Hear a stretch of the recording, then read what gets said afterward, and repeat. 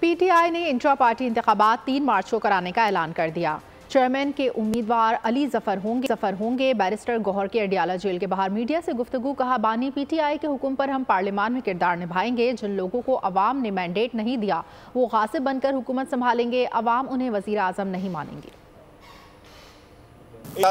3 तारीख को पाकिस्तान तहरीक इंसाफ के पार्लियामेंट्री इलेक्शन होंगे। इस मरतबा इंशाअल्लाह ताला चेयरमैनशिप के लिए हमारे कैंडिडेट अली जफर साहब होंगे। पीटीआई पार्लियामान की बालादस्ती पे यकीन रखते हुए हम इंशाअल्लाह ताला पार्लियामानी सियासत में रोल प्ले करेंगे। इंशाअल्लाह जो लोग उनके पास मैंडेट नहीं है, जिनके पास कोई हक नहीं है, अवाम ने उनको हक हुक्मरानी नहीं दिया कि वो उनके हुक्मरान बने, वो लोग गासिब के तौर पर अपनी कुर्सियों पे बैठेंगे। ये अपने आप को देखना चाहे तो किसी भी बाजार में जाए, अवाम इनको वजीर आजम का ओहदा नहीं देंगे।